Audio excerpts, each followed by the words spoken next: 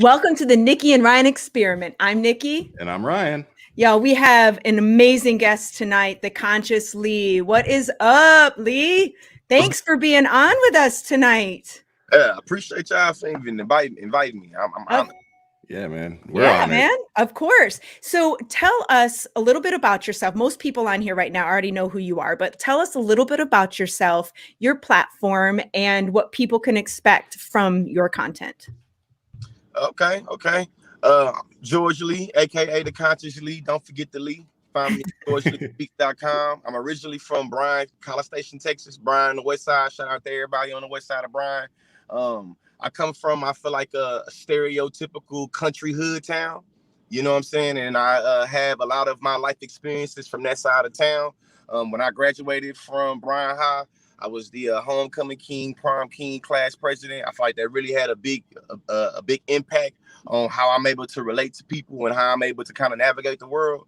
I ended up going to the University of Oklahoma. I have an undergraduate degree in African American studies, and I have 2 master's degrees, one in human relations and one in adult and higher education. When I was an undergrad, I stumbled into being a debater.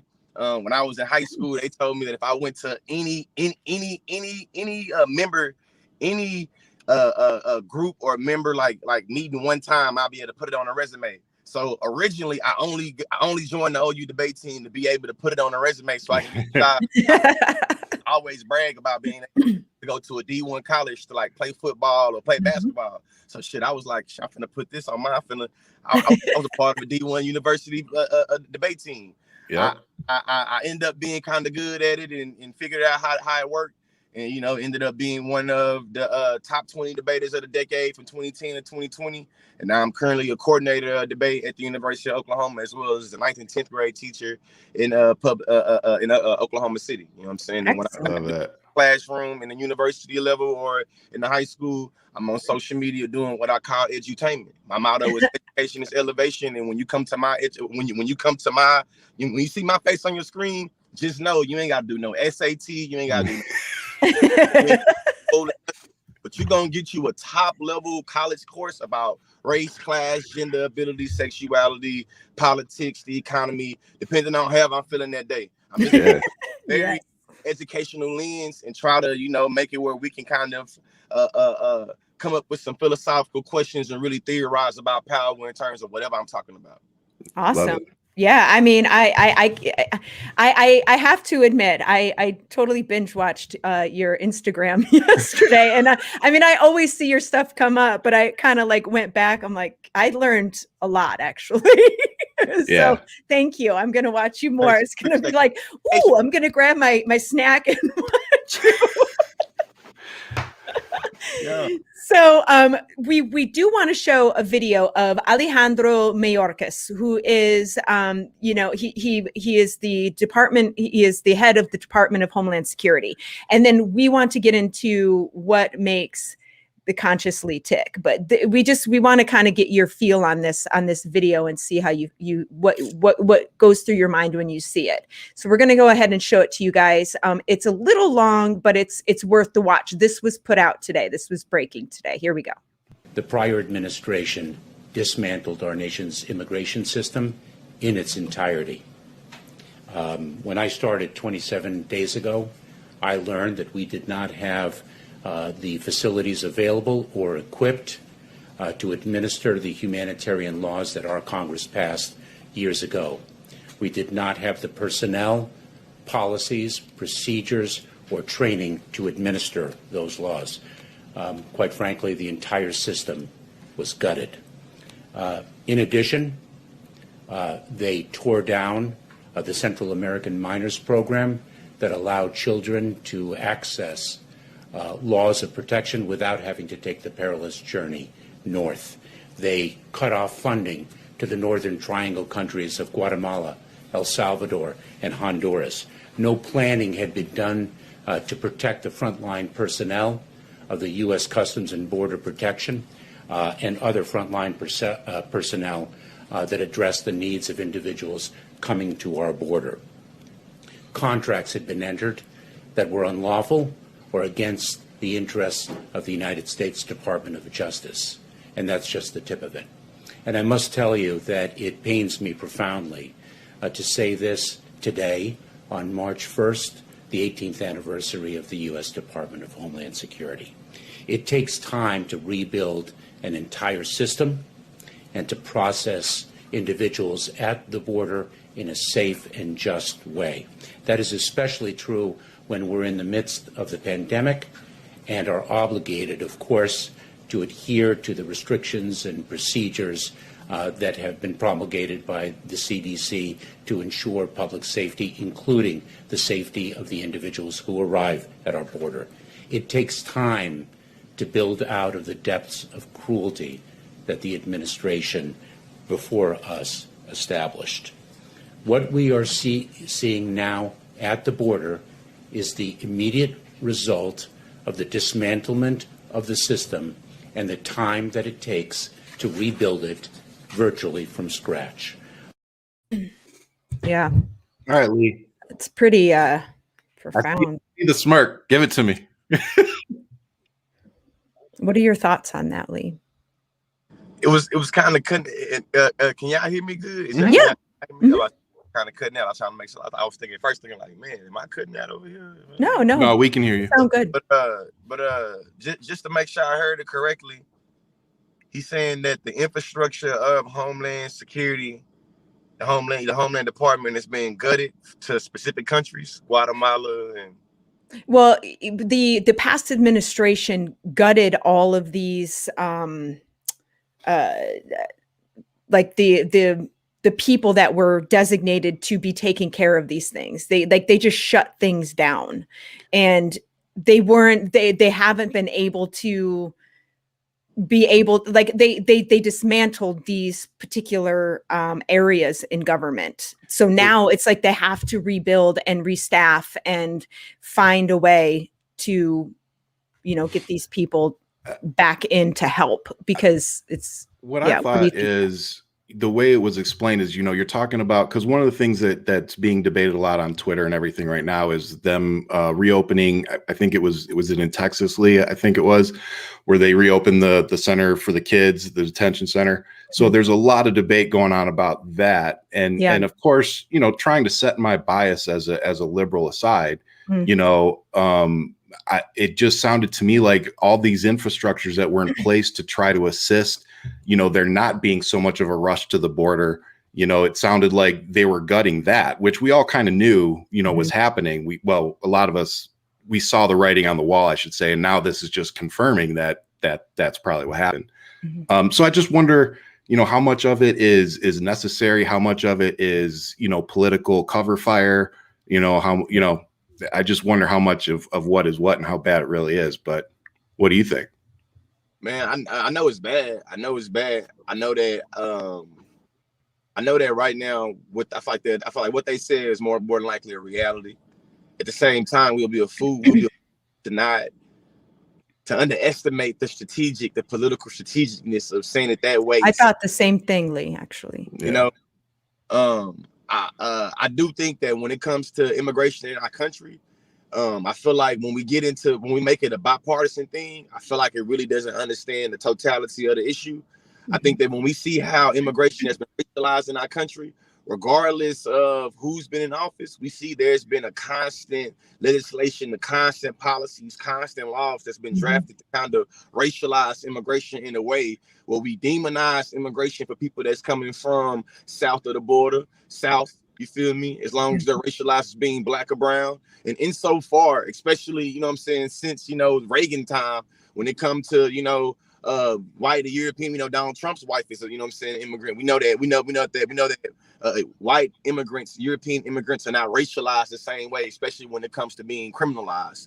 So I feel when it comes to seeing these specific countries, what's going down, especially understanding that simultaneously our government was doing X, Y, and Z in this country trying to lead a coup, in this country trying to put their hand in the election. To me, it just shows like George Orwell, he was a mother. was like, hey, double speak 1984. This was going down. You feel me? Telling you. That you touched on something that was really that really hit not a nerve, but I completely agree with you on, is when in the face of politics, they're called politicians for a reason. They're always going to spin their narrative in some way. Like they're going to, and who knows if it is as extreme as Mr. Mayorkas is saying, which I really feel like watching the past 4 years of the Trump administration. I feel as though it is closer to the truth than not, unfortunately. But I totally, and I love that you are the way that you are, and that your mind is always thinking, like it doesn't but it doesn't hold on to one particular person or one particular thing. You're right here analyzing back and forth. And I think that's one of the biggest things that I love about you. Well, that touches into research over me search. I mean, Yeah, you're never, feelings. Yep, exactly. There you go. You're never satisfied, and you're always looking for the information versus, looking for the confirmation, bias that we all get inherently off of social media. Mm-hmm. So yeah, man. I think it's better to always, when you forming your analysis, to always just account for the confirmation bias and try to think of the motive of the confirmation bias, the implication of the confirmation bias. Because it's not like to me, I think that objectivity and neutrality when it comes to disseminating information or sharing information, I feel like myth. You know what I'm saying? Like 9 times out of 10, I believe that because of how power and politics structures the world that we live in, I believe that in each continent there's a different political way to describe the sky being blue. Like I really see that. You feel me? Yeah. Because I think that way, I'm always gonna calculate. You feel me? The strategicness of what's going down. I don't give a damn who telling it to me. If you got a position of power, I think that there's a certain part of your power that's supposed to, you know what I'm saying, be like a goddamn, a puppet show. You feel me? You want me to see this back here and there's something back there, and it ain't a part of the show. That's what's going on back there. It's a part of my analysis though. Yep. So, yep. Absolutely. So let's get into the meat and bones of what makes Lee, Conscious Lee. So have you always wanted to be an educator? And if not, like when did that? Because you obviously could have been a great many things with that beautiful mind. So is that something that you always wanted to be? Let's see, man. I mean, pull it closer. Let me think about this. I think that when I first came to college, I feel like I didn't really know what I wanted to be. I thought I wanted to be a politician. I thought I wanted to be a businessman. I thought I wanted to, you know what I'm saying, be a rapper. I thought I wanted to, you feel me, do a whole bunch of different shit, Yep. I feel like when I got into debate, when I started being good in debate, when I started being asked to and invited to different universities to be able to teach debate to different high school students, that's when I learned that I really fell in love with the classroom on the other side as well, not just learning, but also the teaching process, and really got that's when I learned. I feel like every summer that I went back to a different camp to teach debate, and I got to bond with different students and talk about the political process and history and whatever the debate topic is, and different debate skills and tools or whatever. That's when I learned I really like to teach. And then I had the opportunity I feel like a lot of my colleagues around OU, when I wasn't their colleague, they thought that I had also a great way of talking about stuff. So they'll give me an opportunity to be like a guest teacher, or they going out of town or something, and they asked me to, you know what I'm saying, to come in. And I always figure out a way to start ranting about something else. And then I found that the way that I talk about stuff, it gets other people, I feel like we have a shared vulnerability, and other people feel welcome to also share their conversation. And then it's a way that I can shut up, and then we get to have it in a reason session. Yeah, man. And I just had me an edge up, man. Look like, man, I just had me I could have got me a little oil or something. Listening. You look awesome. Oh, that was funny. I just cover mine up with a hat. Yeah, the forehead, it ran away a long time ago, bro. I have a 5 head. Hey man, I guess I ain't too far around from you. My parents always told me how big my forehead is. A lot of it's cool though. It's a lot of brain right there. It's a lot of brain. There's a Hey, lot of all three brain of in us. there. That's all three of us. That's It's a right. lot of brain. Yep, there we go. High five Oh, him. that's funny. So do you get recognized in public? You ever get recognized? I ain't gonna lie. So like right now, it's only been happening every once in a while, and every time it happens, I feel like it's weird. Like I'm still getting used to having the platform that I have, and I can tell that the bigger it gets, the more I get recognized in open in random places. Yep. Yeah. So we'll see how it go. You feel me? Yeah, it's funny. I because I wear a hat and like a mask everywhere I go, so it's very difficult for anybody to recognize me. And I'm already prepared if somebody comes up to me and says, "Are you Nikki New?" I'll be like, "Depends on who's asking. Do you like her or Yeah. not?" Because She's my sister. Do you like her? I'm her twin. She's a total asshole. Well, hey, these days though, I feel like what 2016 and 2020 showed us, you can't put nothing past nobody. So that's why I feel like it's Seriously. still kind of catching me off guard because now I'm Mhm. starting to my brain starting to work how it works and starting to be like, all right, shit, right now it's good. They'll be, oh my God, you're ConsciousSlee from TikTok. How you doing? Yeah. If you recognize my black ass, what would it mean for one of them biggest to be like, hey, you ConsciousSlee, and just that and the other? And 9 times out of 10, you're doing it as a confirmation. I'm a 6'1" black dude with dreadlocks. I feel like it is. I mean, don't get me wrong. I know a lot of people don't know it's apart. It's like, you black man with dreadlocks, you black man with dreadlocks, Lil Wayne, 2 Chainz. Which one? You know what I'm saying? So, it depends, I guess. You feel me? I guess it depends, Shit. Oh Yeah. man. Yeah, no, yeah. I mean, I get recognized for different people all the time. Before I was on social media, they're like, I know you from somewhere. I'm like, do you though? Really? I have so many like doppelgangers in my, yeah, exactly. Oh.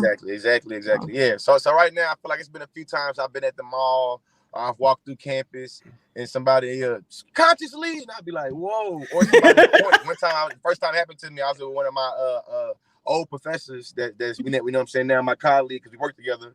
And I thought that because he working for a long time, I thought one of the students was pointing at him. And it was like ConsciousLee, and I was like, oh shit. You know what I'm saying? So, but it turns out to be good. They just wanted a picture. We took his little Snapchat, and it was cool. You feel me? Good. So, so far it's been all good. But I know that Yeah. I always feel like I have to watch my back. I'm sure you're the same way. Ryan is the same way as well. Yeah. Like watching your back. It reminds me of Jamie Foxx was talking about when he got to meet Denzel Washington. He ran across the street and Denzel put the elbow right in his neck, and he's like, all right, don't, just stay over there. And so when they were asking Denzel about an interview, he goes, oh, I gave him the elbow, huh? He goes, I gave him the elbow. So it's like, I think that's something normal for us that we're gonna have to kind of get used to. You don't know when you're approaching somebody, and you don't know when I'm approaching somebody. You don't know who these videos is. Are you a good witch or a bad witch? Yeah. But also too, just seeing that social media make it where a lot of the stuff is at our hands. So you know what I'm saying? I feel like us to have, I feel like a few thousand followers is easy, or I feel like especially on Instagram, you can have 10,000 followers and you go through your following list and you'll be surprised sometimes of the people that follow you. So I feel like what I've learned is to never underestimate the people that a video can come across. Can reach. Yeah. Can reach. It's a lot of people that I grew up watching on TV or grew up, that I look up to one way or another that didn't reached out to me before, or they came across my videos. Awesome. It just showed me like, hey, don't underestimate what these videos can how it can hit. As a matter of fact, I got this one dude, you feel me? I ain't gonna say his name because he's a sucker. But shit, one of my videos had to hit a nerve with him so much that it's been over a year. This man that went and found me on every single social media platform. And I'm talking about got the most elementary, high school ass insult you could think of. You feel me? You're a beta male. Your wife is, a trans. It's just like, you got some weak ass. Nothing to say about any of my stances or any of my positions on anything. You're a victim, this, that, and the other. But in my mind, it's like, shit, if you showed me that you dedicated to do this,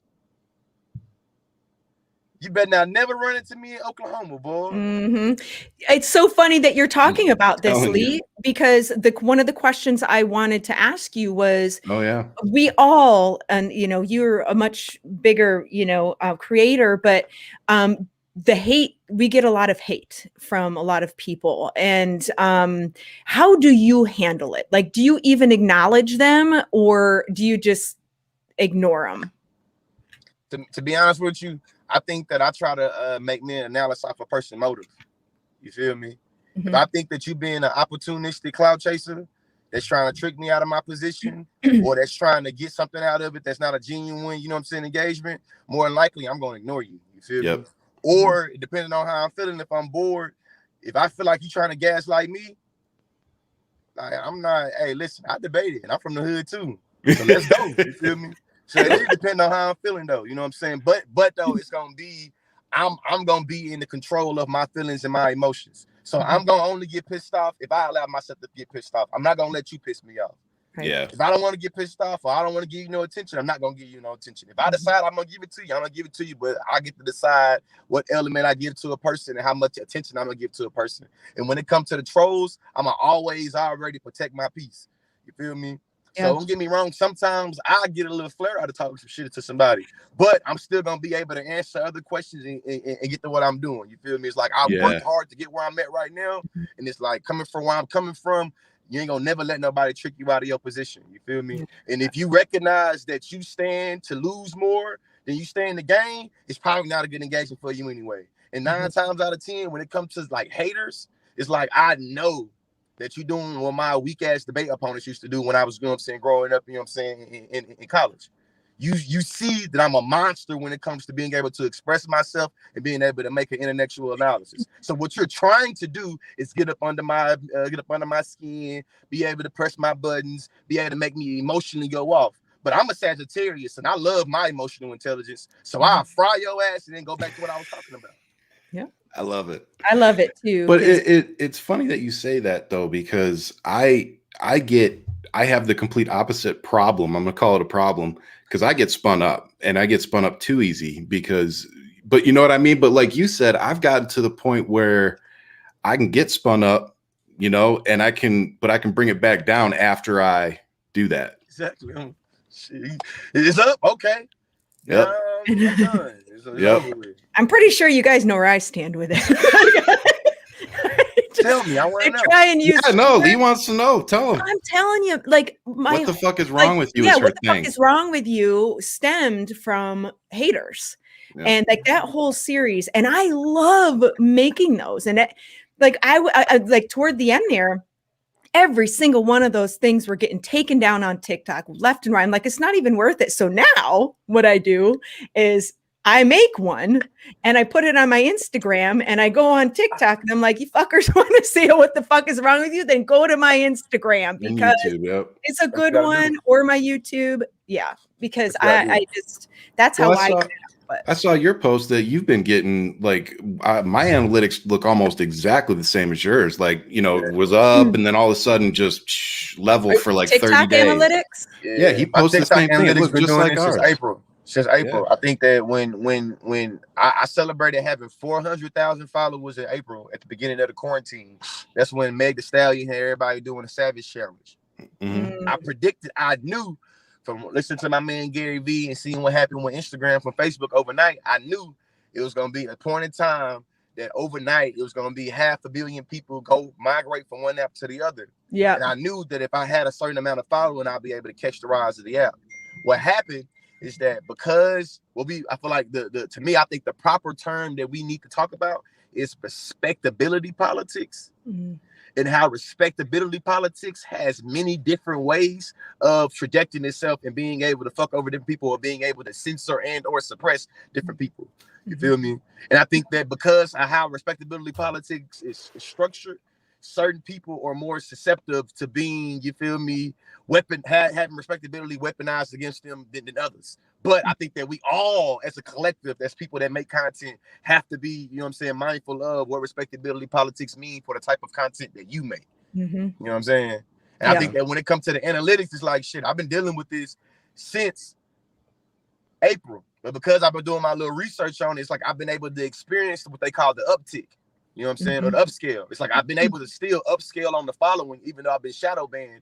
But my but in terms of the views and the engagement, hasn't experienced, you feel me, the appropriate, you feel me, proportion or ratio in terms of engagement to followers. So now it's like I have over 1 million followers. I've been having over 1 million followers for a few months. When I posted my analytics, it's like shit. Since I've had 1 million followers, I've lost. I think it's like damn near like based on my analytics, the average in that 6 months when I was used to gaining almost 1 million followers. First after this, I've lost 900,000 followers. In that same 60 days when I gained like 30 million, 35 million views, I've lost 35 million views. You feel me? So it's like you see in the analytics how that happens and what's going down. Yeah. You know, same. I had gotten up to 586 plus followers on TikTok, and I am now down to 571, 57.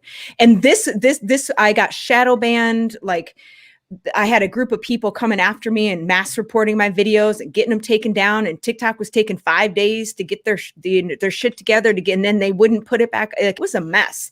And I actually got to that point where I'm like, I'm just going to drive everyone to my other outlets because this is way too stressful.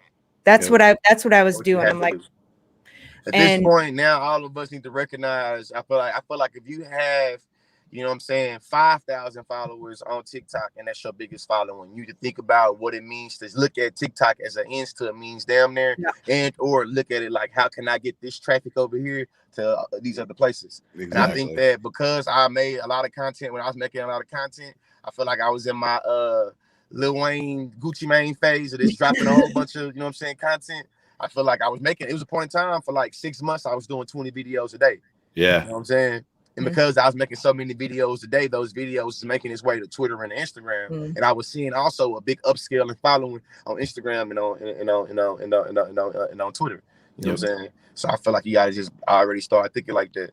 Because right now, shit, once they brought Jason Derulo and Will Smith and goddamn all them people to TikTok, you start to see how they start to treat us organic, you know what I'm saying, content creators off the rip anyway. It is like you could cry and whine about it, you can cry and whine about it, and or you can do something about it. And it's like, shit, I'm gonna complain and I'm gonna make my critiques and analysis every step of the way. But it's like, shit, I'm not just gonna sit around on my hands and wait. Like, that's what I learned. Like, the silver lining of this is, I learned from this situation, I'm not gonna sit around and wait for no corporation, no channel, no institution, no marketing company, no agent, no manager to look for me and do anything for me. You know what I'm saying? Are you on YouTube? They can do, I can learn and do social media. Everybody they can contact, I can contact with social media. And it's just like, now it's forced me to get my hustle on. R.I.P. to Nipsey Hussle, the marathon continues. It's like, shit, you brought it out of me now. You say you're gonna give me what? For how much? Well, shit, Master P taught me to be like, well, shit, if you're gonna give me this much, you're gonna say this, you probably gonna make this much. I'm willing to get my hands dirty and grind it out and do this. You say you want my intellectual property and me to sign over my rights, you can kiss my natural black ass. I'm moving around. Now that's really what it's going down. You feel me? Like the industry that we in is literally the most lucrative industry in human history, according to a documentary I seen on Netflix. You know what I'm saying? And it's just like, because I know that, you feel me, I'm not gonna sit around and let anybody try to get, well, consciously, don't you talk shit about capitalism? Yeah, I talk shit about capitalism. But motherfucker, my intellectual labor, my emotional labor, it costs. It ain't free. And capitalism don't corner the market on commerce and don't corner the market on value. Everything that I do has value to it. Yeah, capitalism sucks. And I'm gonna talk about how dehumanizing it is to the day that I die. But to the day I die, I want my worth and I want my value. You treat black people like commodity. This commodity is gonna be doing the selling, not gonna be doing the, you know, hell nah. So that's how I'm coming with it. It's like, it takes time. I'm a father and I'm a husband. When I'm not doing when I'm not with my, when I'm doing videos, I'm not with my wife, I'm not with my kids. I want to be compensated for that. And that's really what it is. And time is precious commodity. It is. And also, you know, that's also why a lot of us creators are starting to branch out into other things. Like you've got your sweatshirt, your clothing line, I got off your website. I got a book on the way. I got books on the way. I got programs on the way. Really? I'm an educator and I see what's going down. Oh yeah, I'm writing 2 books right now, and I build curriculums. So I got a master's degree. That's why I learned. I know how to build curriculums. So for all my people that's looking, all my educators out there that's looking to lively up your curriculum, And you know what I'm saying? Whether you teach English or you teach history or social work, I got something for you. You know what I'm saying? If you're trying to do diversity and inclusion workshops and you have a hard time of being able to sculpt and draft you up, you feel me, your plan to give your clients, I got something for you. You know, that transitions into a kind of a good question that we have, because a lot of times, especially on social media, like Nikki and I, we try to be advocates for everybody. Like we try, but we don't, we don't know the inner workings of every community, every issue. We don't, but we just try to do the best we can. Like you said, use our platform. So like you said, the diversity inclusion, what can we as awkward ass white people, what can we do to be better advocates and allies, for your community in particular? But just like you said, what part of that inclusion and diversity can we put out into social media, like Nikki and I? Yeah. I think that for me, I try to model what I do off of example with how I do with the LGBT community and how I do with, when it comes to womanism, feminism, black feminism, whatever, whatever texture or lens you want to get into. I feel like I think that white people, y'all should try to be an anti-racist, an anti-racist. I'm an anti-sexist. I'm an anti-transphobe. What this means is that I recognize that the world is structured in a particular way, that I'm positioned to always and or be privileged and or be seduced by privilege and power to fuck over people's progression, right? I know that I've read a whole bunch of literature about transphobia, about heteronormativity, about misogyny, about patriarchy. You feel me? If Nikki wanted to tell me one day, like, hey, CPAC, I seen a video, you know what I'm saying? And that shit was sexist. It wouldn't be like, shut up, Nikki. I read sexism. I know the first wave feminism, the second wave feminism. How dare you call me a sexist? I'm one of the good ones. Nikki, it's men out here actually raping people and calling women bitches. You gonna come at me? I'm one of the good ones. I'm not gonna do that. You feel me? I'm gonna stay implicated in my position and positionality of being a male, being masculine, understanding the world is structured by patriarchy and misogyny. I'm a black man. Don't get me wrong. So I don't have the same will to power and patriarchy in terms of as Ryan got. You feel me? But it don't change the fact that I got, you know what I'm saying? Like, hey, that I'm a performing masculine cisgender male. And that because of that, regardless of what I've read, it's certain shit I'm gonna get. You feel me? It's not stamped on my forehead that, you know what I'm saying, I stand for the LGBT community or that I read feminism or that I, you know what I'm saying? That's not stamped on my forehead. So when I navigate the world, I still am people orient themselves to my body as a cisgender straight black man. Shit come with that. You feel me? It's a lot of oppression that come with it, but I can recognize some advantages in some instances, maybe. You feel me? Especially when it comes to proximity to the LGBT community. And you know what I'm saying, the struggle of women. You feel me? So in my mind, is you stay implicated. You're an anti-racist. No matter how many people you talk to, no matter how many videos you make, you recognize that you can fuck up. And when you get called out for fucking up, you can recognize you fucked up. Now, don't get me wrong, there's gonna be a part of you gonna be defensive. Because when I've got called out by the LGBT community, I was a human, and my initial response was to be defensive. Like, hold on, what? Hell no.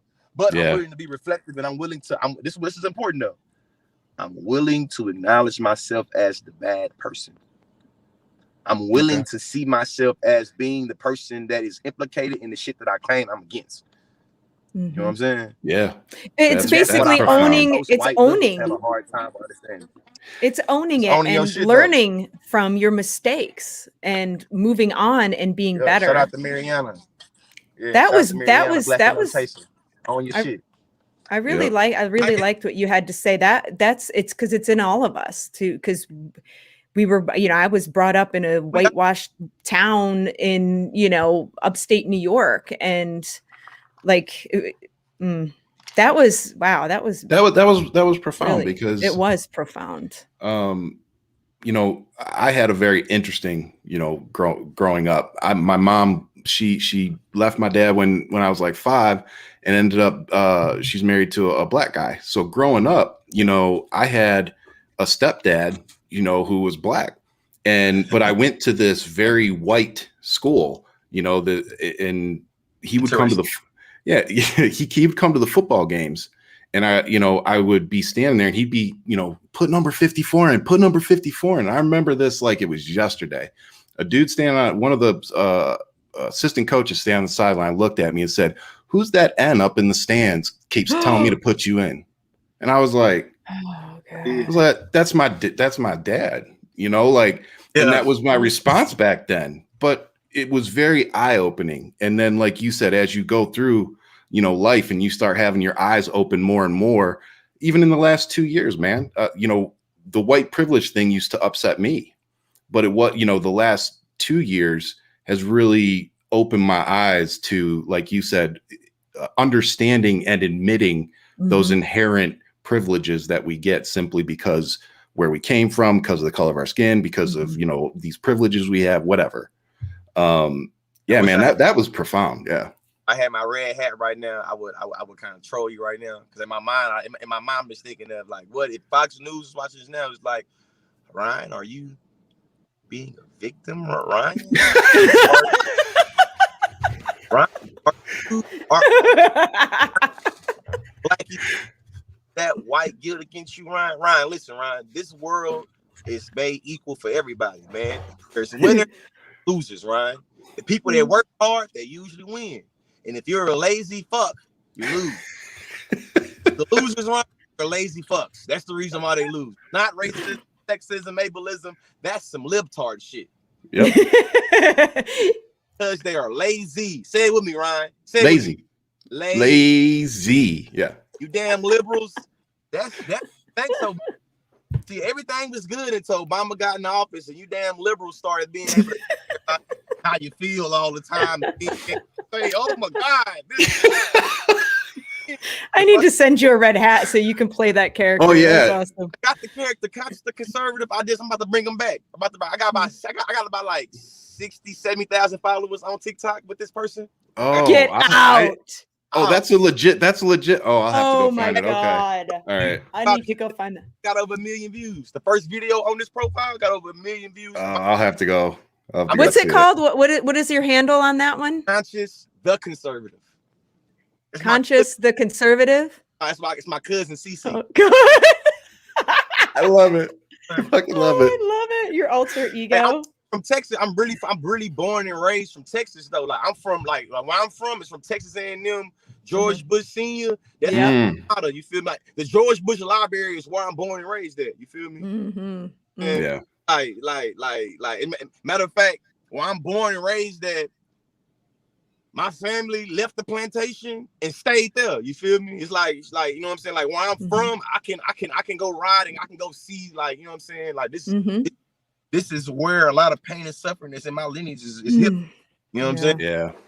But I can look at the KKK shit. This was the on the east side. They was like this is like that's why I'm born and raised into.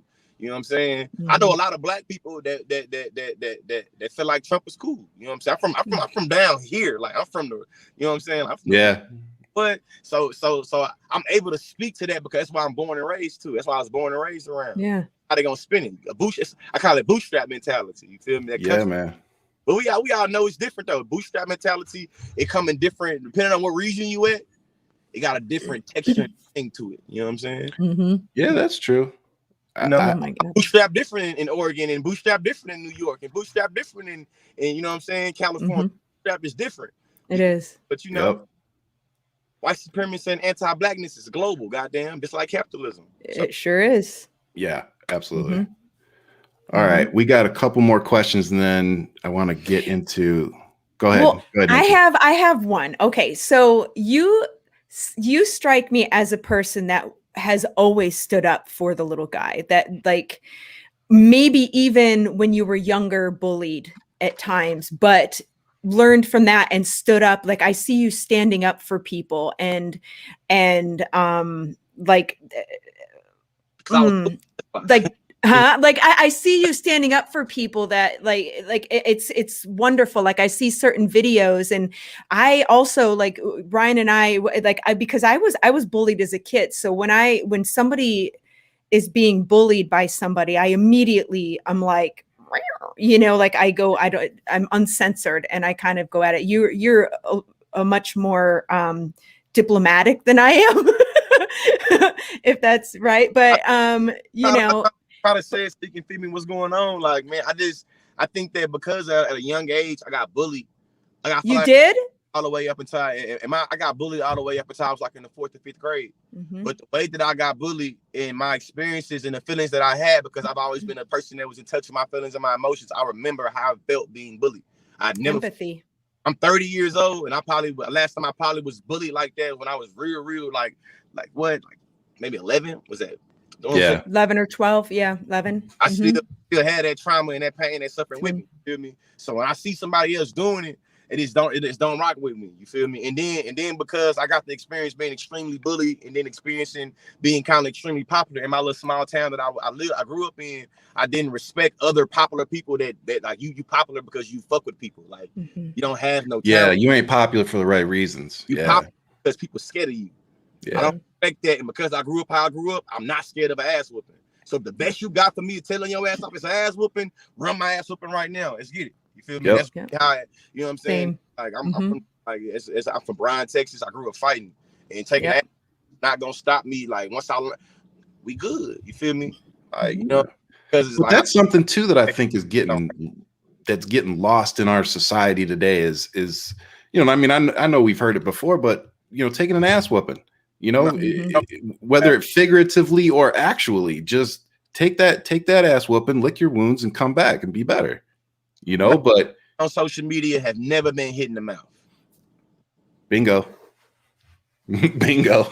And I said that, what was I on? I was on a show the other day and we were talking about that. I said, sometimes the only way to handle a bully is to bully them. Sometimes you just got to punch them in their teeth, you know, and tell them that you're not going to do that. You got to set that boundary, you know? Well, that's like, oh, I'm sorry. Go ahead, honey. We started to be men over talking you and shit and doing too much. No, that's okay. No. I'm sorry. What I like for me when I first got started, like I started in June. It was like June 17th. I made my first political TikTok, and then I just kind of went on from there. Woohoo! But like I remember the whole the "What the fuck is wrong with you" series got started because people were coming on to my page, finding me and trolling me and saying nasty things to me. So then I would make a video, and people would be like, you know, you're bullying people. I'm like, fuck no, They hit me in the mouth first, then it's game on. Like they came at me first, it's game on. Like it's, you know, I can. My thing is, I don't usually go to people's pages to troll them. You know, like I don't have time for that. Unless you're Lauren Boebert or Marjorie Taylor. Fair. I do go to their Twitter pages. I feel like to me, it's just like in my mind, if I think you a dumbass and you ignorant and you stupid and you don't make no sense and you full of shit, which people tell me, it's like, listen, if I feel that about you, I'm not gonna spend no time with you. I'm not gonna be dry ass commenting on your videos when you go live. I'm not gonna be there stalking you every time. I think you full of shit. Therefore, any time I spend wasting on you, it's also gonna be spending shit. So I'm not gonna deal with you. You feel me? I don't get what the site. I don't get how people wired that way. You feel me? Like it's like to me, like for instance, I think Candace Owens is full of shit. Yep. I don't care. Too. Hey, you ain't finna go to Nikki Owens platforms and find ConsciousSlee up in the comment section. You feel me? As a matter of fact, you might see people tag me in shit and be like, I still more don't find into that. You feel me? I've tagged you in a couple things. I'm not gonna lie. That was Ryan. That was him. Yeah. I was like, ooh, I need Lee on this one. That tagged me in Candace Owens shit. You feel me? Yeah. My opinion, Candace Owens, one way or another, know what's going on, know who I am. You feel me? It's like, hey, you got this many followers on Instagram. I got that many followers on TikTok, and I know people always be tagging me in your shit. I know people always tag you in my shit. I see it. Yeah, yeah. You know, it's like you know she knows who you are. Yeah. But I get it though. Right now, it's like, hey, small fish, big pond. She a big fish. Just like it's like I feel like I'm not finna be giving nobody no dry ass fame and dry ass part of my platform just to be dry ass doing something. She probably feel the same way about me.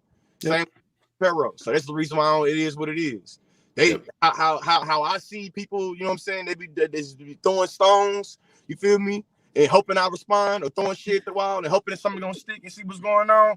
I feel like shit, Candace Owens and Ben Shapiro probably see ConsciousSlee the same way. So that's why I never take it personal, and that's the reason why I never really put too much in investing and trying to deal with them. I really feel like they're intellectual, pseudo-intellectual, you feel me, bullshitters. You know what I'm saying? Like I must in my mind, they the people in the hood that get over on folks. You know what I'm saying? That's the people that get over on folks. Like I grew up around that shit. Like, I'm not mesmerized by that.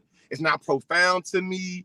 It's like, congratulations, you feel me? You are an intellectual con artist that know how to persuade people and you know how to talk shit about emotions while being able to evoke emotions. I'm not like, I'm good. Y'all got it. I'm not profound about that shit, but I'm not finna be in Ben Shapiro YouTube live. Fuck you, Ben Shapiro. You don't. I'm not finna do that. I can, you know what I could be doing? I could be making the video. I could be grading the paper. I could be kissing on my kids. I could be kissing on my wife. I could be writing a book. I could be. I'm not finna give you that time and energy. You don't mean that much to me. Yeah. So to my pros, it's like, man, Mariah Carey, why y'all so obsessed with me? Like, I don't get y'all at all. It don't make sense. Yeah. Flush me down the toilet and leave me alone. And you know what it is though, man. It's because you're hitting them. It's because you're hitting them with them stones you're casting. It don't make sense though. I don't bother people. Like, I don't like, if you don't like, I don't. You feel me? Anytime I make a video at somebody, it takes too much of your creative energy. Off the real. And I'm not gonna go back and forth with you. Like, I already see like what I already see with that off the rip. It's like what I'm not already. And you would have. I'm sorry, right? Go ahead. No. I mean, I was just gonna say I've started doing that too. Like, I haven't really responded to anybody's comments lately either, Nikki. I don't know if you have. Yeah. Like, I haven't even been doing that. So I respond to the nice comments. Like, like, you know what I mean? Like video responding. I have it like, you know how a lot of us were doing that to, you know, you take those comments, people like you started the, what the fuck is wrong with you? They would take my shit down left and right. Exactly. So I stopped doing it. The video, I mean, soon as there was a video response comment, you was like, up, Nikki. Cause I know, I figured out how the algorithm work a little bit. Once your page flagged for doing certain shit, it's me? Oh yeah. Once it's flagged for doing certain shit, it's watched for certain shit. It's like me, I'm a teacher. You feel me? If a student keep on, you know what I'm saying, allegedly doing X, Y, and Z, just subconsciously it's gonna do you like that. That's how the AI work. That's how artificial intelligence work. You feel me? So it's like, hey, Nikki, you been bullying, harassment? Well, goddamn, harassing ass. It is like I could literally go make an egg on the stove and it would get taken down for like nudity or some shit. You know, I mean, it's ridiculous. It's a naked egg. I took its clothes off. You dressed the chicken down. How dare you? Don't exist. Yeah. Yeah, seriously. Say that mass reporting don't exist. It's like bullshit. Yeah. I mean, it's the videos that get left up for me though. Like, I don't know about you guys, but the videos that get left up, and then like, then you see the videos of ours that get taken down. It's like, especially like Lee, you're educating more than anything, you know. Like, I feel like I never forget this summer. I had made a video in my bathroom saying the same white people that call me a victim is the same white people that claim and run to play victim because they can't say one word in a dictionary, and it's over 200,000 words in a dictionary. That video got taken down. What did it get taken down for? Harassment. At this time in the summer, you know, remember for the longest time, TikTok didn't have no transparency. Yeah, but they got the video. I mean, you just got taken down. Oh, that's right. Yeah. But like technically, them telling you why I got taken down, that's some new shit. That's some new TikTok shit. Summertime, you feel me? All right. Yep. Down. I do. Into like last year, beginning of last year, the video got taken down. It's be like we reviewed the community guide, like, you know what I'm saying. Your video took it down against the community guidelines. I had an appeal, and it's like, imagine going to court and you don't know what you being charged for, but it's like, motherfucker. I'm sorry. Please put my video back up. That's what happened when they took me out of the creator fund. I sent them able to win some appeals though, like that though. You feel me? I used to let them win some appeals like that. But what happened was the thing that blew my mind was the video stayed up. My video talking about the dictionary and being like, so y'all call me a victim, but you cry and play victim because you can't say the N word. And it's all these words in the damn dictionary. Why this word basically? The video I seen. This country white dude, you feel me? I was trying to remember his voice in my head. Well, goddamn, he had a can of black paint. He had a can of black spray paint. He said, "Well, goddamn, if you have an ant problem, this is what you do. Take your skin. You take your a can of black spray paint. You go spray the ant bed black. And once the ants realize they live in a black neighborhood, they all stop working and start killing each other." And that was able to stay up. Stayed up. Hey, the same day. This is on my I kept a record on all this. It's on my Instagram page and my Twitter page. The same day too. The video is this white dude. You feel me? He playing 2K. He say some shit like, "You want to know why us us white boys like playing the 2K market because we can legally buy black men again. Oh fuck! It changed that for the community guidelines. Feel me? These two videos happened in the same time. My video being taken down. You feel me? And then I knew TikTok on some bullshit. The first video I had ever taken down, my platform wasn't even that big. I talked about white supremacy, and I said, white people, you do not have to have on a hood or burn crosses in the goddamn yard to be implicated or to perpetuate white supremacy. My point always got taken down. I still got that video. Thinking about it, it's 2 news stations that I'm gonna send that video to them because they've been asking me. I'm gonna send that. That's the first video I took it down. It was like I made analysis about white supremacy. I clearly I never said all white people are racist. Took my video down anyway. It was like, oh yeah, wow. I should have known. I gotta say, I kind of do like, I take a weird satisfaction of going through your comment section, because there's so many white people that get so pissed off about what you say because they just misunderstand, you know, or they take it, and like you said earlier in the show, they just automatically get that knee-jerk reaction, right? But people in your comments, they be crazy. It's understanding what I'm saying and dedicated to manipulating the meaning of what I just said. Yep. If people, you protect your peace, and once they show me they dedicated to misunderstanding what I'm saying, I'm no longer invested in trying to get you to understand. And most people in the comment section, when they be on negative shit, they be doing that. Nikki was saying something earlier, and it made me think that I feel like I'm trying to program my mind to not automatic give knee-jerk reaction and focus to negative comments, negative videos, and give more attention to my followers that's being more uplifting, more positive. You know, saying middle finger to these haters. It's like because I've programmed the boundaries and how I'm gonna respond and react, I can tell now that trolls feel like if they be disrespectful, if they say wild shit enough, they know eventually I'll respond. Mm-hmm. So now it's like, okay, you're trying to define the phenomenon and make it act in a design manner. Now I'm going to show your ass something. Yeah. Yep. Well, it's that whole positive, negative attention. If it's attention and they're getting it from you, they don't care that it's negative. Yeah. And I think that we as creators, you know, I feel like I have evolved with that. Like I don't have as many knee-jerk reactions as I used to have, because I know some people are just trying to get under my skin and get my attention. Other people, like you said earlier, they're trying to use me for clout. They're trying to use my platform for clout. I can't tell you, in the beginning, when I grew so big so quick, I would have that knee-jerk reaction, and some bitch would get 30,000 followers because I would reply to her. And I'm like, oh my God, why did I do that? You know, like I just completely got taken like an idiot. And so that I was learning and evolving. I'm reprogramming myself. I'm a debater. A lot of my platform has been built off of me debating people and debunking people. Mm-hmm. Yeah. And to debunk and move on, never go back and forth with nobody.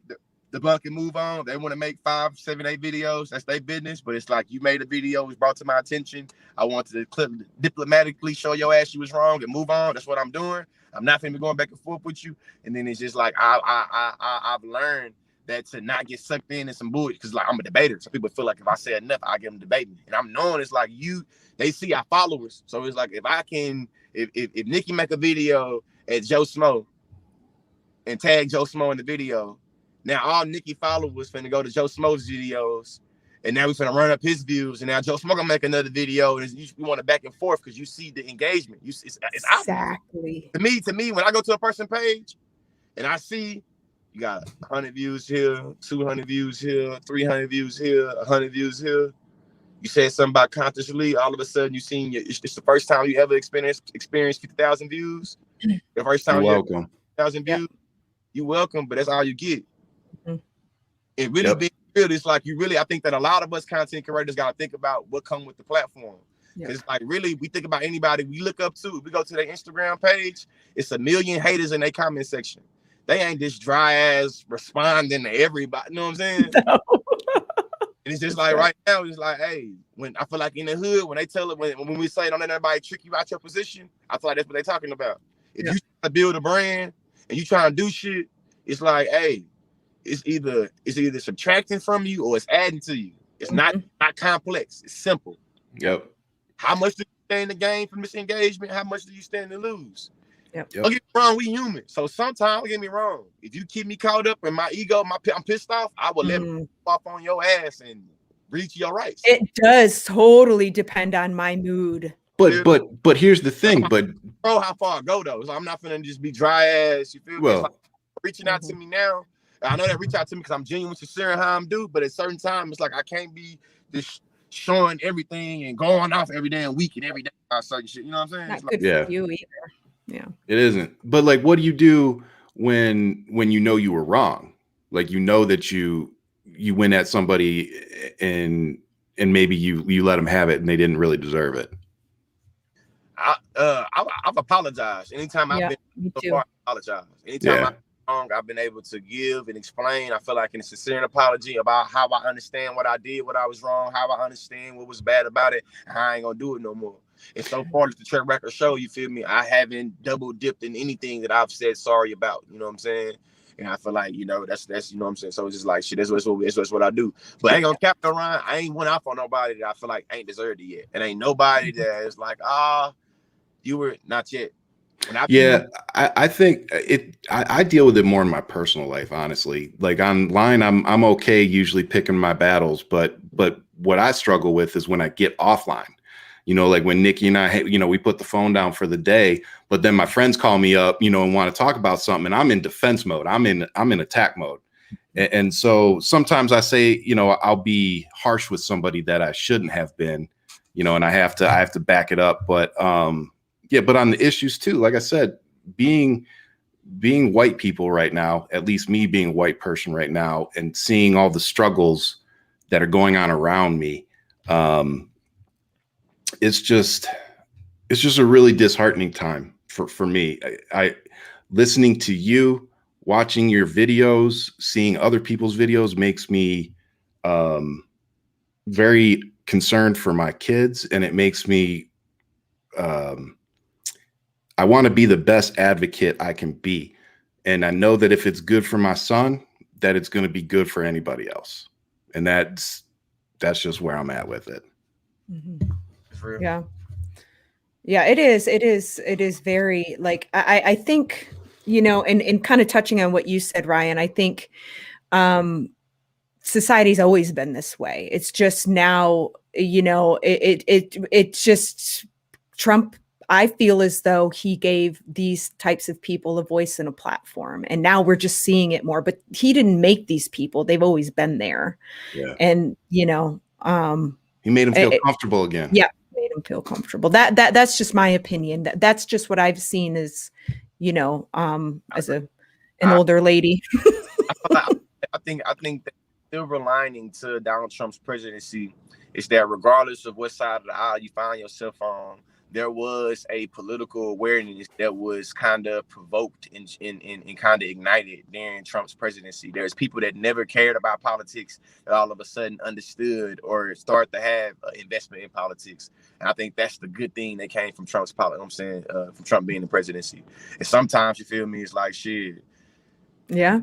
I you know what? I love that you are so positive, because that is, you always have to try and find the silver lining in everything, or else we'll go nuts, especially doing what we're doing. Like really, to me, that's really good though. To me, it's like not even in a corny, optimistic. It's like, it's really good that a lot of people have been able now to understand political, social, economic implications of elections. Not only the presidential election, but Donald Trump's presidency and presence also brought out importance to the midterm election. We see the midterm election of 2018 had a better turnout than any election before, you know what I'm saying, at that time in history. You feel? And that's because everybody was pissed off and everything Donald Trump is doing. Yeah. So it was like a woke kind of thing for so many people. Yep. I mean, it really was. I have one more question. Yeah, no, go. I've been dying to. Okay. So if you could get people around the world, all people around the world, to agree just on one thing only, what would it be? And take your time, and because that's a pretty big question. And while we're at it, Nikki, you need to stop calling yourself old. Aw, thank you, Carmela. But like, I feel like to me, if it was one thing I want everybody in the world understand or to agree on, is that who gets to get what, when, where, and how always matters, and it's always racial, it's always gendered, always sexual, always ableist. But power, like that's the central thing. I know these people. I'm like, it's a lot of things. Like, no, it's about power and understanding that power is about who gets what, when, where, and how. It's what they teach high schoolers. What the definition of politics is. That definition is about power. If I can get everybody in the world to agree on something, everybody in the world to agree that power is always already the determining factor on whoever I don't give a damn who you are on how you get to do what you do. You know what I'm saying? So this idea that the reason why people are poor is because they lazy, or the reason why women get raped because they wear certain shit, the reason why black people get killed by the police because they got to do with power. You know what I'm saying? You don't have that same energy when it's like, you know what I'm saying? Like what? Like what? Have you ever got to grab a heterosexual straight man's butt in a public place? It's an understood thing about it is. It's the power over the woman that makes them. Yep. Exactly. Oh, I've been there. I don't have anything against the LGBT community. I just don't want it to be sexuality to be pushed on the kids. This leaves sexuality away out the kids. Well, you don't have that same energy when it comes to Disney. When goddamn Elsa and Kristoff is kissing in Frozen, you don't see romance and sexuality being pushed there. You're full of shit. You feel me? It's ideal. Well, if the black person would have conformed to the law, well, goddamn. Say Blue Lives Matter and you care about the flag, don't you? I think that there are some laws against the way that you have this presentation of your flag on this mask you have. Ooh, yeah. There might be some laws against this shit. I have been pushing that shit. Yeah, Chapter 4, Section 8, U.S. Code. Power. Everything I just said has to deal with power. You feel me? Yep. You're right. Did not no person on Fox News feel like nobody justifiably should have been shot during that January 6th storming of the goddamn Capitol? They always breaking the law, though. They feel like they was Samuel Adams, give me liberty or give me death. Whatever that white man that said that, they felt it was justified. It was justifiable to have civil disobedience and be against the law. You show me a time where the white folks ever felt that black folks have a right to be civilly disobedient against the law. You might be able to go back and rewrite the law, rewrite the history, and say, now looking back on it, when them niggas did that, it wasn't that bad. But at the time, they got murdered and locked up for doing it. You feel me? This has to do with power. You know what I'm saying? My straight ass can walk with my wife down the street to hold hands, and nobody gonna say, hard to kids, they trying to put sexuality on them. But let an LGBTQ couple walk down the street. Goddamn, they're trying to push sexuality on the kids. Everything has to deal with power. You feel me? Some rich people getting some free shit, it's good. Poor people getting free shit, it's bad. Question of power. You know what I'm saying? And I can keep on 50 million things about why everything is like, if I can get people in the world to agree on something, it's to agree on power. You say, if you don't like it here, then leave. Damn it, you don't understand global power, American imperialism, and global white supremacy is global. Ask all them folks that was not in America, that was trying to build a government infrastructure in South America, in Africa. They got their ass assassinated by the CIA and the FBI because the American government and corporations didn't approve what your black ass, brown ass was doing where you was at. Power. Yep. To acknowledge that it's like a ladder of power. And everything is dictated by power. Everything.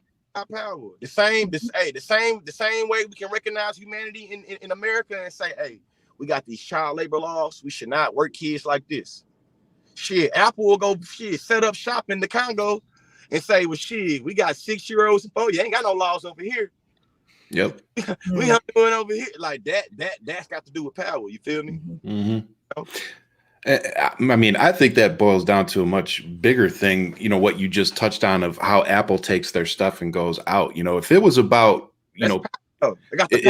absolutely 100%. And it's like, if you have the power that you could make our country better. Sorry, brother. I didn't. My bad. We was getting our dude thing. That's all I'm saying. And I threw a couple of adjectives to be able to describe how they got the power to be able to do what how they want to do it. Yeah.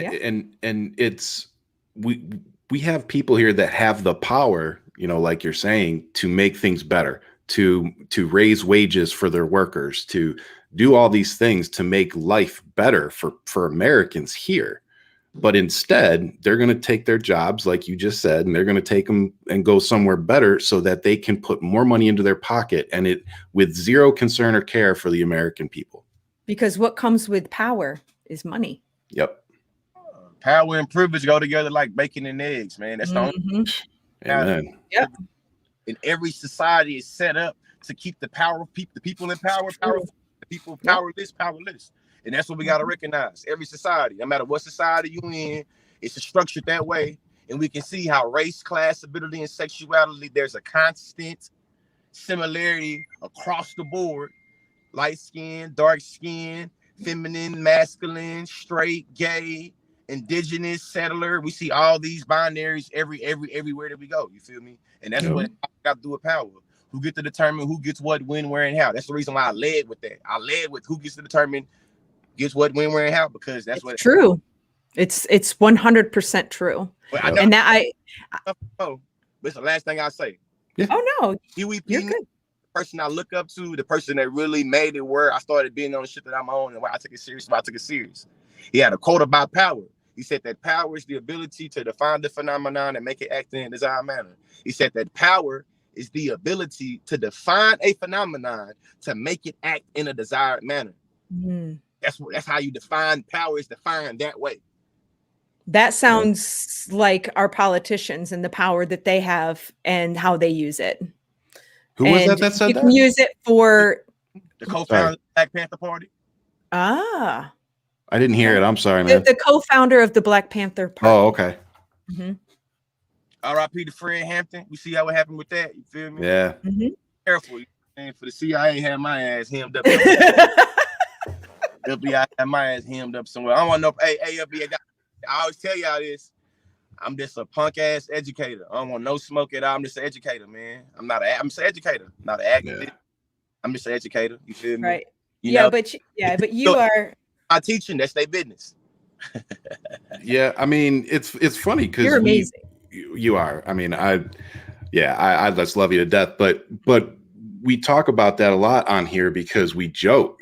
I'm getting into politics, so it's like we'll always joke around, like, you know, to the FBI that's watching, please, you know, we were joking, you know, but there's some truth to that. I really wonder how much you and me and Nikki and those like us who have, you know, a platform and say the things that we do, like, how much are we being watched? You know, how much are we, you know, are they concerned about us, you know, all coming together like this and talking and finally being like, oh, you know, they're treating you like shit too. Oh, they're treating you like shit. Maybe we should all come together and fix this. You know, balance, man. You gotta have that balance, man. I feel like you gotta be proud to define that phenomenon and make it act in a desired manner.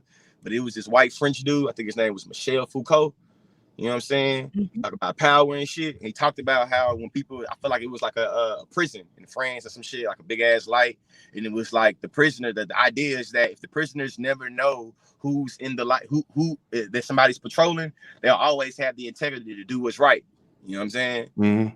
And you know, I feel like you know what I'm saying? Michel Foucault get into it, but it's like, I'm not finna, like, I'm gonna live my life. And I think that my ancestors, a lot of them lived in resistance. Some of them lived in fear, and some of them lived unapologetically. I want to identify more of my ancestors that live unapologetically. You feel me? I know there's people that don't like me. I know there's people that want to bring harm to me. I know that exists. You feel me? I'm gonna do my best to protect myself against that, but I'm not gonna allow for that to consume my happiness, to consume how I move and groove in this world. You feel me? Yeah. Like, I kiss my black ass. That's right. Yeah, that's something I'm trying to get where you're at. You got people you care about and you love. That's what you matter. That's what matter to me. You feel me? Can I provide? Can I do for them? And then it's people that I don't know that I care for and I love for, because I want the world to be a better place. That's where I'm wrong. It's like, really, I really thought about it like this. I can go to a post. My post could have 2,000 comments. My crazy ass focus on the 100 comments that was bad. Yeah. Yes. Or, you feel me, the goddamn 1,900 comments that was good. It's 2,000 comments. Why am I hyper focused on the negativity in the 100 that was bad? Yeah. Like I got to reprogram my mind to think about other shit. And it's just like, man, I grew up in the hood. Feel me? The laws have always wanted to lock me up, and it's always been somebody that look like me that want to take me out. Yep. That's my reality. From the time I got out the womb to now I'm 30 years old. Yep. It's always been my reality. You feel me? Somebody want to lock me up. Somebody want to look in the, you know what I'm saying, take something from me. Somebody want to catch me slipping. That's my life. That's my life. That's your life. That's been your life. That's how you and shit. have Now grown. Followers, I'm not gonna, you know what I'm saying? It is what it is. You feel me? The people I look up to, whether they live to be old or they got killed young, all of them live their life in a particular way that I'm gonna respect, and I'm gonna live my life that way. You feel me? Like when my kids be able to think about me, whether I'm 90 years old and I'm going down memory lane, or somebody, you feel me, catch me slipping and kill me or some shit like that, it's gonna be shit that's left behind me. It's gonna be like I don't want to live my life like that. And I think that I grew. I feel like I'm triggered by thinking of fear that way, because I grew up living in fear and being bullied at a certain time. And you know what I'm saying? My parents sold drugs. My parents did drugs. So feel me, like doors being kicked in and being drug busted and shit. Like I'm good on that now. I'm 30 years old. I work my ass off to get where I'm at. I'm not gonna allow for nobody to make me live a certain way I don't want to live. Yep. You're gonna live your life according to your terms and no one else's, no matter what. I think my words is powerful, so don't get me wrong. I'm gonna be here to take care of some grandkids and shit like that. But I recognize, in being a philosopher and an intellect, that I'm gonna always recognize the potential for other things to happen. I'm gonna make things determine how I want to. You feel me? Like I always knew how I got here. I always know it's a chance that I could go to jail doing X, Y, and Z, or doing this, that, and that. I got here though. I'm still here right now. I ain't go there. You feel me? But I had to recognize these as potential realities for me to be able to do something about it, to resist it and navigate around it, because I know it's potential. You know what I'm saying? Like I know it's people that don't like me. I know that it's all the people that don't like me. I know the bigger my platform get, not gonna like me. I ain't gonna stop making videos. I ain't gonna stop my shit. Yeah, man. Yeah, nor should you. No. Never. And I think that's one of the things for me too, is, you know, I had gotten some death threats, and I told my husband about it. I didn't got death threats. Did you really? Hell yeah, I didn't got people. I had a motherfucker drop my home address in the comment section. You know what I'm saying? Oh my God. But it's like, hey, I'm a millennial. Yeah. I grew up in the pull-up era. You feel me? 9 times out of 10, you on some scary shit anyway. You just trying to get a reaction out of me. You feel me? And in my state that I live in, I'm good. Yeah. So you pull up with that bullshit, you know what I'm saying? I hope you know what I'm saying? It's like I don't even reckon I don't play like that. You feel me? On the internet, people know how to play with people, but in real life, 90% of people not gonna play like that. Nope. Don't be wrong. You never underestimate that 10%. Nope. Never underestimate that 10% because you don't know. You feel me? But 90% of people are gonna play on the internet, and it's just that's what it is, man. I grew up in the hood. That pull up shit, dropping my like, what you talking about? Like what? I grew up in the MySpace Black Cannon era when we beat MySpace. Motherfucker go live and say, I'm here. Where you at? Like what? Drop it in the bitch. I'm what? Top 8. Your whole top 8 on my location. Line them up. Like, that's why I'm from the country. It's like I'm not dealing with that. And now it's like I'm not one of them liberal lefty motherfuckers. It's like listen, man, I'm a black man in America. I believe in my Second Amendment to have my firearm, and best believe it's like I'm not gonna play with that. I love my family, my wife and my kids, and I'm not gonna play with that at all. Nope. Going home. Yep. Absolutely. It is what it is, man. Like That's right. That's what it is. I'm an educator, you know what I'm saying?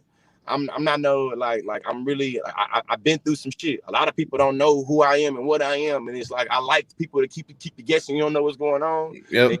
It is what it is, but it's certain ways it's just I don't play about. I can debate, we can go back and forth, we can throw a little digs, but once you get a certain way, it's like, hey, that's fighting language. And you know what? I throw my ass on this internet, but just know we run into each other. Don't say shit to me. Yep. I'd say nothing or lace your shoes up. I've said that to 2 people. I've said like that that. to 2 people. A peacekeeper, a peacemaker. You feel me? Yep. But certain shit though is just like, hey man, I'm still that nigga from the west side of Bryan, Texas that's not gonna go for certain shit. You feel me? And it's just like, don't let nobody trick me out of my position. There's still gonna be principle. I'm gonna hold that. Not principle, not pressure for principle. But at the same time though, it's like, hey, we no longer debate. You and I, we don't like each other. We ain't nothing for us to talk about. Yeah. We can be adults. If we run into each other, you don't say nothing to me, I won't say nothing to you. Yep. Other than That's that, right. Lace your fucking shoes up. When police, I got my bond money ready. That's cool. I'm gonna get. Yep. Well, and with that being said, we're at a minute and 50. You know, love and peace. Love and peace. As long as you don't mess with me, yeah. That's right. Exactly. Hey, everybody know me. I'm a peacemaker, peacekeeper, and usually it take a lot to piss me off. Once I'm pissed off, though, in the words of Cardi B, if it's up, then it's stuck.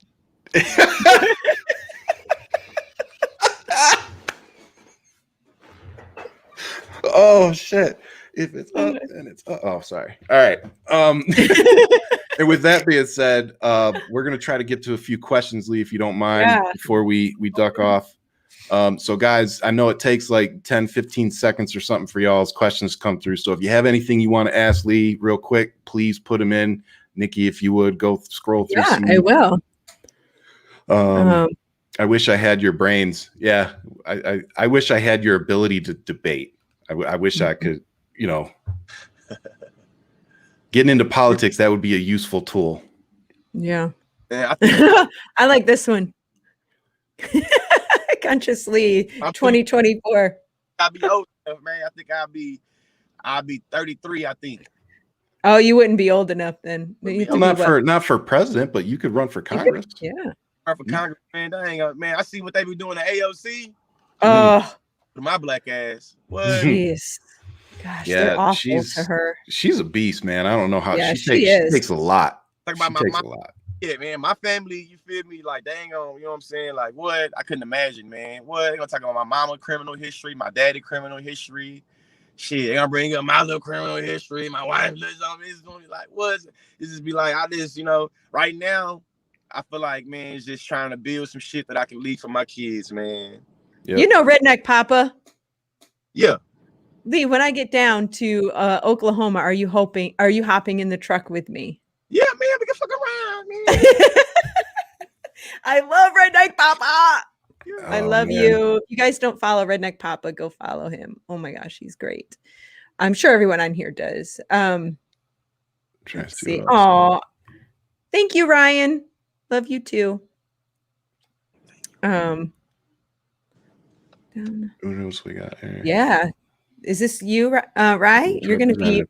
I'll be a state. I'm running for state representative in so LD9 Legislative District 9 here in Arizona. I'll be running for a state seat. I found out over the weekend I was working with the Democrats here and going through a class, and found out that one of our reps is going to be terming out. So I don't have to necessarily, you know, kick anybody out of a seat. I just have to be the best option. So yeah, I'm gonna go for that seat because we have so many bills coming down in the Arizona State Legislature right now attacking women's rights, voters' rights, indigenous people's voting rights. It's just sick. So yeah, we need some good people in the state legislature. So I was gonna go for federal, but I have a lot to learn, and the state can use me at the state level. So that's what I'm going to go for. Yeah. Love you too, Redneck Papa. Yes. Hey, you guys have any questions for Lee? Huh? I'm sorry. Podcast as well. It's called The Chop Up Show. Yes. We're going live tonight. Tell us it again. What is it? Chop Up Show. It's called The Chop Up Show. The Chop Up Show. Tonight, 9:30 Central Time. Ooh. At 7:30 Pacific. Tonight we're getting into how it's the day one of Women History Month, as well as talking about it being Social Work Month. Last semester I had the honor of teaching in the social work department at the University of Oklahoma, so I know a little about social work, and we're gonna be talking about those two topics, man. So y'all tune in with us tonight. The Chop Up Show. That's awesome. Every Monday, and you know, if you ain't able to catch us live, check us out on Spotify, check us out on Apple Music. You know what I'm saying? The Chop Up Show. The Chop Up Show. Awesome. I'll come check that out tonight. Yeah. This is a candle I have for March. It started today. I just launched it for Women's History Month. All of the profits go to the MMIW, the Murdered and Missing Indigenous Women. So if you guys, it's a Summer's Candle. If you guys go there, you can buy it. But you guys go watch the ConsciousLee tonight. And he's amazing. Oh my gosh. Lee, thank you so much for being on with us tonight. We are so very grateful and humbled. Thank you. And I And hope you're you'll have welcome anytime. Yeah, Sorry. I hope you'll have us back on for sure, or you'll come back on, man, because this has been a great conversation. We got to try to see, get y'all over to the chopper. Yes, anytime, man, anytime. And like the link is in your Instagram as well. Is it? Do you have a website that people can go to? Yeah, GeorgeLeeSpeaks.com. GeorgeLeeSpeaks.com. And you have merch too, right? Yeah. I got the all my services. We look into booking in terms of doing curriculum development, diversity and inclusion workshop training. I do facilitation workshops, do keynote speaking. Holla at your boy, man. I got it. You know what I mean? Nice. Yeah. So you guys go check out. Sorry. Every time we talk, we cut you out. I love your dancing videos, by the way, too. You're like, what is this? I'm like, I think what happened was I found this in my wife's car. I'm driving my wife's car today, and I was thirsty, and I think that there's a little bit of a energy drink stuff in here. Oh, or kind of. I think that when you watch the film, you're gonna see in the beginning of it, I was just barely sipping, I was just opening up, and then now it's hidden, and now I'm like, oh. It was probably like leftover workout energy drinks. Oh, that's funny. Right now. Hey, Lee, they want you to come to Ireland, man. Yes. Hey, shout out to Ireland. Hey, shout out. Hey, it's a lot of people that follow us on the Chop Up Show in Ireland, actually. They kind of blew my mind. Yeah, man. To the people in Ireland, man, go to GeorgeLeeSpeaks.com and let's work something out, man. I would love to come out. I got a passport. My passport I ain't never been that way. I've only been to Jamaica. You know, nice. I would love to come to Ireland. You know what I'm saying? Holla at me. GeorgeLeeSpeaks.com. We can work something out. I like it. Make sure you pack a large suitcase because I'm going to stuff myself in it. Hey, Ireland, man, you get a 2-for-1 special. 2-for-1 special. You get Nikki New too. I'll be like your valet. I like, I don't know. Well, I guess I'll pick you up from the airport when you get back. I'll be your butler. Hey, me and Nikki, we holla at us, man. Ireland, we can work. That's awesome. Well, and with that being said, I'm gonna wrap it up. We don't have any other questions. Somebody did ask when your book's coming out, though, Lee. Are you right now? I'm trying to have it done by the summertime. Yeah. Nice. And because it's my first book, I didn't heard a whole bunch of different stories about the publishing process. Mm-hmm. You feel me? So there's heard people took this long to get published, this long to get published. But I do know right now I'm on my independent shit. You feel me? Yep. So I'll be able to get it around by fall, maybe, because I'm trying to do it myself. Now, money talking, bullshit walk. You feel me? Yep. Mm-hmm. So somebody came with a good deal, unless it was like into, my profits and getting into my intellectual property or my rights, and it's like I can't rock with you. But I say all to say I'm shooting to try to be done with this book by summertime. Awesome. Well, when you're ready for us to push it, you just say the word, man, and we will push it for you. Absolutely. So with that being said, if you don't follow any of us, please go follow us on all of our platforms. The Conscious Lee, he'll have his podcast tonight at 9:30, the Chop Up Show. So go check him out. 9, right? Is it 9 or 9:30? 9:30. 9:30. Oh, it is 9:30. So 9:30 tonight, Chop Up Show. You can go pick up where we left off here with Lee. And you can find me. I'll be on tomorrow. Ryan Rants. I'll have the Great Mermaid Mama Maggie from TikTok. And Thursday will be Nikki's show, the Nikki New Show. Nikki, do you have anybody coming this weekend? I do. I'm going to announce it later this week. So I'm putting everything together right now. But It's going to be a good one. And we're going to be talking about it's a gentleman that traveled the country. His name is Dave. He traveled the country and helped like housing. It fell off while I was backing up. Awesome. He's like, yeah, peace out. I'm out. Yep, I'm out. There he is. Bam. Yeah, it fell off, man. It fell off, man. Hey, I just know my wife about to be like, hey, man, where you at? Where are you? Yeah. No, we appreciate you taking the time, man. Seriously, Nikki and I are so excited to have you on. And anytime you want us on the show, anytime you want to come back on any of the shows, love you to death, man. So thank you. Hey, man, give me some. Hey, give me some highlights, give me some footage, man. Give me some, I will. give me some clips from this right here. You know, I like to post it to my TikTok and my Instagram as I well. will email it over to you later. All right. All right, brother. All right. Lee, All right, thank you guys. so much. All right, man. Talk to you later. Thank you, Take care. guys. Love you all so much. We'll see Love you you guys. next Monday at 6 o'clock.